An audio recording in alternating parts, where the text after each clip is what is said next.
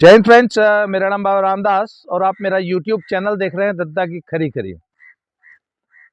तो साहब, कुश्ती के फूके हुए कारतूसों ने जो धमाका किया था ना, वो उस धमाके से आवाज आई फुस। तो ये तो साहब सुतली बम था जो फुस हो गया। क्यों? क्योंकि लेटेस्ट रिपोर्ट ये है कि इन्होंने रोहतक में जो हरियाणा के सभी अखाड़ों और कोचेस की जो मीटिंग बुलाई थी, उसमें एक प्रस्ताव तो ये रखा जी कि अभी जब तक नेताजी अध्यक्ष पद से हटा नहीं दिए जाते, तब तक हरियाणा के खिलाड़ी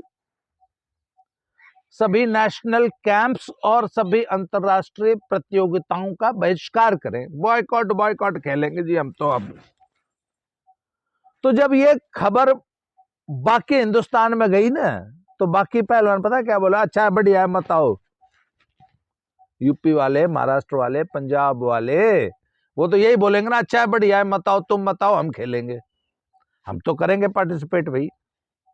खैर, तो वहां पे उस मीटिंग में दो चार समझदार आदमी भी थे। उन्होंने कहा जी बात यह है कि बॉयकॉट तो करना है खिलाड़ियों ने, कोच क्या करेगा उसे। तो एक बार जरा खिलाड़ियों से पूछ लेते, उनके पेरेंट्स से पूछ लेते, उस आदमी से पूछ लो ना जो अपना पेट काट के अपने बच्चे को पहलवानी करा रहा है। सबको एजू ओजी क्यू और जेएसडब्ल्यू और टॉप्स की स्कॉलरशिप नहीं मिलती ना, 15 करोड़ रुपया का खर्चा नहीं मिलता ना। कुछ तो ऐसे भी हैं जो दूध बेच के अपने घर में एक टुपका भी दूध नहीं रखते, और माँ जो है घी काटती और बच्चे को पहुंचा के आता है बाप डेली डीटीसी की बस से दूध। उन तो बूझ लो। तो उनसे पूछी गई दो चार पेरेंट्स से, तो उन्होंने बोला हम क्यों करें भाई बॉयकॉट, तुम्हारी इस पॉलिटिक्स से मुझे क्या मतलब, मेरे बेटे को क्या मतलब। मेरा बेटा तो जी पहलवानी करेगा और तभी टूर्नामेंट्स में, कोचिंग कैंप्स में भाग लेगा। तो कहने का मतलब वो बॉयकॉट की जो इनकी कॉल थी ना, वो उसको किसी ने नहीं माना। उसका प्रमाण भी मिल गया कि ये अभी फर्स्ट वर्ल्ड रैंकिंग टूर्नामेंट हुआ ना जाग्रेब, वहां क्रोएशिया में। अभी दूसरा हो रहा है 23 से 26 फरवरी को अलेक्जेंड्रिया इजिप्ट में। उसके लिए भी टीम जानी है। तो आपकी जानकारी के लिए, जो दर्शक कुश्ती से नहीं जुड़े हुए, जिनको जानकारी नहीं है, उसके लिए बता दूं कि ऐसे 4 वर्ल्ड रैंकिंग टूर्नामेंट्स होते हैं, और 1 से लेकर 10वां अंक तक जो हासिल करते हैं ना उन प्रतियोगिताओं में, उसको उसी हिसाब से रैंकिंग मिल जाती है। जैसे पहली वाली में जो फर्स्ट आया उसको 1 रैंकिंग मिल गई। अब फिर अलेक्जेंड्रिया में हो रही है, यहां भी लड़ो। तो अगर आप यहां भी फर्स्ट आ गए, तो अब आपके पास 2 एक एक नंबर जुड़ गए ना। इसी तरह 4 बार है, तो कोई कभी फर्स्ट आएगा, कभी सेकंड आएगा, कभी थर्ड आएगा, कभी सिक्स्थ भी आएगा। तो कुल मिला के जब पॉइंट जोड़ेंगे तो उसके बाद वर्ल्ड रैंकिंग बनेगी। तो साहब ये है, तो ये सेकंड वर्ल्ड रैंकिंग टूर्नामेंट हो रहा है, जिसके लिए टीम जानी है, और उसके लिए पासपोर्ट मंगाए गए थे खिलाड़ियों का चयन करके। तो 11 तो है ग्रीको रोमन के, 9 फ्री स्टाइल के, 20 और 9 लड़कियां, 29 पहलवानों के पासपोर्ट मंगाए गए थे। 29 के 29 पहलवानों ने अपने अपने पासपोर्ट जमा कर दिए। उसके बाद हर गेम के, हर इवेंट के 3 कोच, तो 9 कोच और 3 फिजियोथेरेपिस्ट, 2 रेफरी। तो कुल मिला के ये लगभग आप सोच लो कि 30, 40, 45 का एक एंटुराज जो है ये अलेक्जेंड्रिया जा रहा है। तब सबके पासपोर्ट आ गए, किसी ने बॉयकॉट नहीं किया। 90% खिलाड़ी, कोचेस हरियाणा के हैं। तो विनेश फोगाट जी और बजरंग पूनिया जी, जीजा साली एंड गैंग को ये जान के बहुत हैरानी होगी कि हरियाणा वालों ने आपकी कटी उंगली पे मूतने से मना कर दिया। आपको अपनी औकात का पता लग गया होगा। हाँ, जो बड़े खलीफा इनके पीछे लगे हुए थे वो इसमें भी नहीं जा रहे, ऐसा सुनने में आया है। अब ये रवि दिया, बजरंग पूनिया और ये जो बाकी लड़कियां हैं, ये क्यों अपनी जिंदगी बर्बाद कर रही हैं इन दो खलीफाओं के पीछे, ये तो भैया भगवान ही जानता है। अच्छा, इस रोहतक वाली इस मीटिंग में एक और बात निकल के आई कि इन्होंने बार बार जगह जगह जाके हर शहर में ये गए हैं और पेरेंट्स से और कोचेस से और लड़कों बच्चियों से ये आह्वान किया है कि यदि आपके साथ पिछले 10 सालों में किसी प्रकार का कोई दुर्व्यवहार, वो शब्दावली मैं थोड़ी सी यूट्यूब के कारण नहीं इस्तेमाल करता हूं कि उतने पे ना वो यूट्यूब में वो ऑब्जेक्शन लग जाता है, कि अगर आपके साथ कुछ किसी ने किया है तो हमको बताओ, हम आपकी आवाज उठाएंगे। मतलब अभी तक लोग कहते थे ना कि साहब आरोप के प्रूफ नहीं है, अब समझ में आ रहा है कि भैया प्रूफ तो बाद में आएंगे, अभी तक इनके पास विक्टिम ही नहीं है कोई। अब ये विक्टिम ढूंढते फिर रहे हैं। सबसे बड़ा मसला ये आ गया कि आपने इतना बड़ी नौटंकी कर दी जंतर मंतर पे और आपके पास विक्टिम ही नहीं थी। आप तो कह रही थी कि कुछ विक्टिम तो ये पीछे बैठी हैं मंच पे। उस दिन जंतर मंतर में भी तो बैठी थी ना 2-3 विक्टिम्स, वो क्यों नहीं आ रही भाई सामने?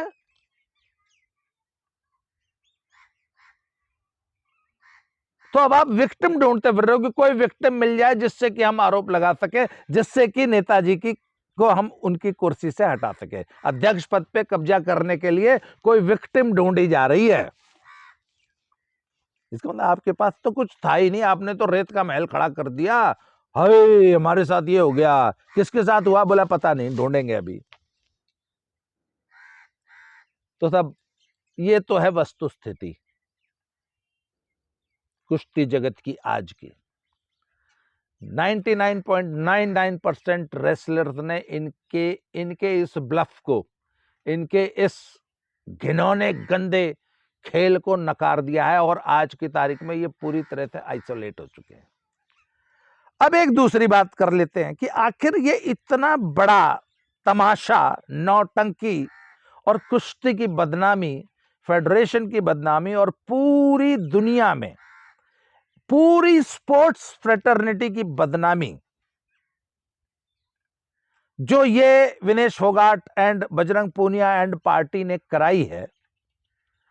आपको मालूम है अंतर्राष्ट्रीय मंचों पर यह बात उठाई गई कि भाई हिंदुस्तान की खिलाड़ियों को के साथ तो बहुत ज्यादा हरासमेंट हो रहा है,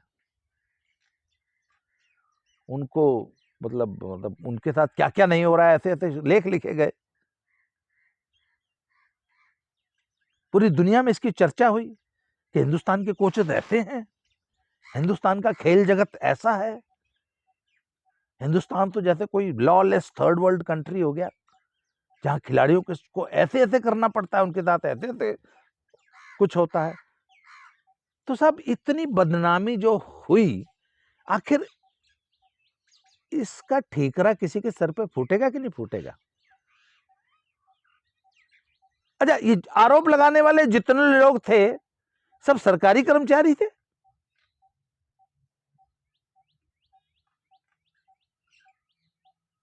तो सरकारी कर्मचारी इस तरह जंतर मंतर पे बैठ के धरना दे सकता है क्या?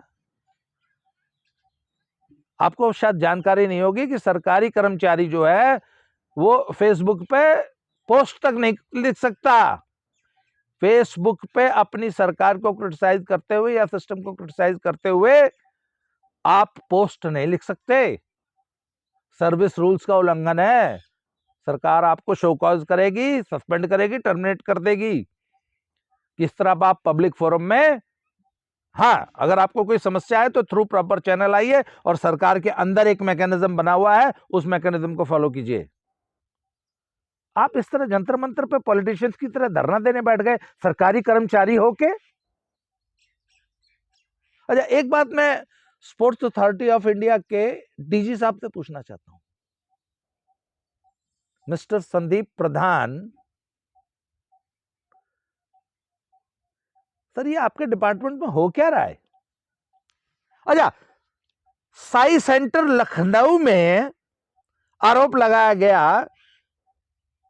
आपके साई सेंटर लखनऊ, आप कितने साल से डीजी हैं मिस्टर प्रधान, संदीप प्रधान? अगर कोई दर्शक हो तो मिस्टर संदीप प्रधान को ये वीडियो प्लीज टैग कर दीजिए। और I hereby demand an answer from the DG SAI, mister Sandeep Pradhan, आप कमेंट बॉक्स में इसका जवाब दीजिएगा मुझे। सर आप कितने साल से डीजी हैं? दूसरा एक्सटेंशन मिला है आपको, दैट मीन्स पिछले 5-7 साल से आप डीजी साई हैं। सर आपके कार्यकाल में आपके साई सेंटर लखनऊ में हिंदुस्तान के खिलाड़ियों ने आरोप लगाया कि वहां चकला घर खुला हुआ था। आपका स्टाफ, साई सेंटर लखनऊ का स्टाफ एक ही काम करता था, लड़कियों की दलाली, ऐसा लड़कियों ने आरोप लगाया है। आरोप कितना सच्चा है और कितना झूठा है, इसकी इंटरनल इंक्वायरी आपने की है क्या?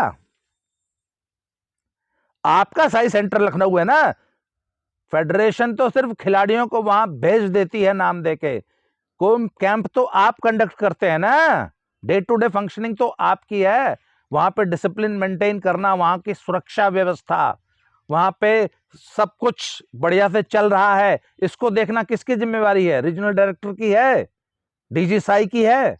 What were you doing when these things were happening there, if they were happening, if the allegations are true, and if the allegations are not true, then what have you done?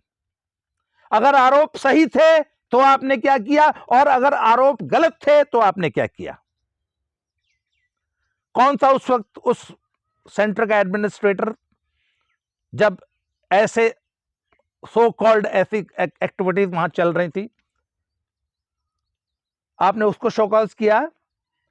क्या आपने उस दौरान वहां पर coaching देने वाले और उस गर्ल्स हॉस्टल के वार्डन्स, गर्ल हॉस्टल का स्टाफ, गर्ल मेस में काम करने वाले, रसोइये, कुक, सफाई करने वाले, इन तमाम लोगों से बयान लिए कि क्या वहां इस प्रकार की कोई हरकत होती थी? क्या आपने वहां की सीसीटीवी फुटेजेस चेक की? क्या आपने अपने रीजनल डायरेक्टर का बयान लिया कि तुम बताओ, तुम्हारे कार्यकाल में तुम्हारे सेंटर को चकला घर बताया गया है? डीजी साहब, who is responsible if not you? दूसरी बात, ये अगर ये आरोप सच्चे थे तब भी ठीक रहा, आपके ऊपर फूटेगा। फेडरेशन को तो जो होगा वो देखा जाएगा। फेडरेशन सरकारी कर्मचारी नहीं है ना, आप तो सरकारी कर्मचारी हैं। तो अगर आरोप सच्चे थे, यू आर रिस्पॉन्सिबल। अगर आरोप झूठे हैं, अगेन यू आर रिस्पॉन्सिबल। अच्छा, आरोप लगाने वाले कौन है? वही लोग ना जिसपे भारत सरकार और तमाम एजेंसीज ने 15 करोड़ रुपए खर्च दिए उनकी ओलंपिक की तैयारी कराने में। वही लोग हैं ना जिनके ऊपर आप और आपकी टॉप्स स्कीम, भारत सरकार के टैक्स पेयर का पैसा, हर महीने 10 से 15 लाख रुपए खर्च हो रहा था, and you were facilitating everything. आपका घी पी के ये चर्बी आई है इनके। पाकिस्तानी दुम्बा देखा है डीजी साहब? पाकिस्तानी दुम्बा एक बकरा होता है, उसके पिछवाड़े पे ना इतनी सारी चर्बी होती है, उससे चला नहीं जाता, इतनी चर्बी हो जाती है। तो ये हमारे जो दुम्बे हैं, वहां जो ये जंतर मंतर पे बैठ के राजनीति कर रहे थे सरकारी कर्मचारी होके, खैर उनका डिपार्टमेंट उनको शोकॉज करेगा कि तुम सरकारी कर्मचारी होके ये धरनाबाजी क्यों कर रहे थे। आप भी तो कर सकते हैं, आप पूछ सकते हैं कि भैया स्पोर्ट्स अथॉरिटी ऑफ इंडिया के ट्रेनीज हो करके हमारे द्वारा फंडेड पैसे से तुम हमारे ही ऊपर आरोप लगा रहे हो, और झूठे आरोप लगा रहे हो, क्योंकि अब तक आपके पास कोई विक्टिम तक नहीं आई है। तो mister Sandeep Pradhan, what action are you taking? और आपके रहते ये इतना बड़ा नौटंकी तमाशा हो गया और भारत की जो इमेज खराब हुई, why shouldn't you be held responsible for this fiasco? इस इतने बड़े बवंडर के लिए और देश की जो नाक कटी अंतरराष्ट्रीय मंचों पे, साई डीजी को रिस्पॉन्सिबल क्यों ना माना जाए? अच्छा, खिलाड़ियों को इतनी बड़ी प्रॉब्लम थी, इतना उनका अगर शोषण हो रहा था, तो क्या खिलाड़ियों ने वहां पे कैंप इंचार्जेस को, कोचेस को, कैंप एडमिनिस्ट्रेटर को, साई के रीजनल डायरेक्टर को, डीजी साई को कभी कोई कंप्लेंट की? आपको आना चाहिए एक सामने कि नहीं? तो हम ऐसा क्यों ना माने कि इस पूरे विद्रोह के पीछे, इस पूरी शरारत के पीछे, इस बदनामी के पीछे आपका रोल है? You have facilitated everything. If not, why couldn't you stop this? जब ये तमाशा हो रहा था तो आपने उसे क्यों नहीं रोका? और अब जब तमाशा हो चुका है, what action have you taken कि आगे से कल को कोई और खिलाड़ी इस प्रकार की नौटंकी न करने पाए, देश को बदनाम न करने पाए? और अगर ऐसी कोई ग्रीवेंस है, ऐसी कोई प्रॉब्लम है, तो थ्रू प्रॉपर चैनल काम करें। मतलब आपने कभी किसी को कंप्लेंट नहीं किया, आप सीधे जंतर मंतर बैठ गए? क्या इस साई में कोई सेक्सुअल हैरेसमेंट कमेटी है? कोई मैकेनिज्म है? बच्चियों को किसी प्रकार के हरासमेंट से बचाने के लिए कोई मैकेनिज्म है? क्या उस मैकेनिज्म का प्रयोग हुआ? पिछले 10 सालों में कितनी विमेन रेसलर्स ने साई के पास ऐसी कंप्लेंट भेजी? अगर नहीं भेजी तो सीधे जंतर मंतर पर जाके बैठ गई। आपने क्या किया?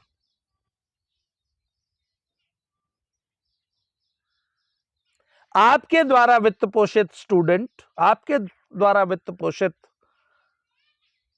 खिलाड़ी आपके प्रति उत्तरदायी है कि नहीं है? स्पोर्ट्स अथॉरिटी ऑफ इंडिया के प्रति उत्तरदायी है कि नहीं है? इस देश की खेलों की नियामक संस्था तो आप ही है ना? What were you doing? ये सबसे बड़ा प्रश्न चिन्ह फेडरेशन के पर तो बाद में लगेगा ना, आपके सेंटर पे पहले लगा ना, लखनऊ पे।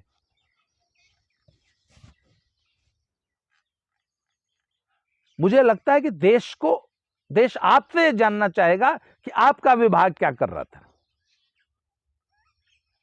और अब आगे क्या करेगा। आगे भविष्य में भी कोई इसी तरह जंतर मंतर पे बेबुनियाद झूठे आरोप लगाने के लिए न बैठ जाए, आप क्या करेंगे? इस पूरे प्रकरण में जो भारत की बदनामी हुई है, इंडियन स्पोर्ट्स की बदनामी हुई है, हमारी पूरी कोचिंग फ्रेटर्निटी की बदनामी हुई है, भारतीय खिलाड़ी बदनाम हुआ है, इसकी नैतिक जिम्मेवारी डीजी साई संदीप प्रधान जी आपको लेनी होगी।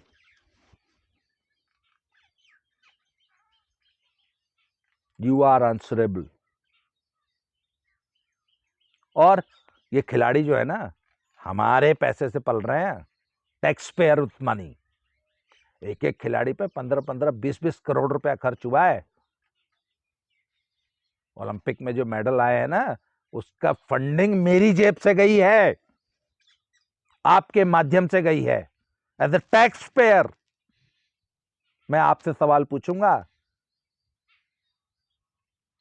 कि भैया बहुत चर्बी चढ़ा दी आपने इन पे, थोड़ा चर्बी कंट्रोल करो, चर्बी इनके दिमाग में चढ़ गई है।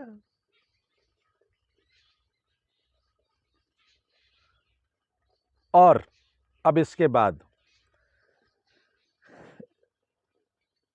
एक वो उस जंतर मंतर के धरने में ना इन्होंने आरोप लगाया कि ऐसा ऐसा हुआ, ऐसा ऐसा हुआ। बहुत सी लड़कियों ने हमें कान में बताया। और ये पहलवान जी लोग रोहतक में अब हिंदुस्तान में ढूंढते फिर रहे हैं। वहाँ ओवरसाइट कमेटी और आईओ की जांच समिति के सामने भी पेश हुए और वहाँ पूछ रहे हैं कि भैया अगर कोई विक्टिम है तो हमारे सामने आ जाओ।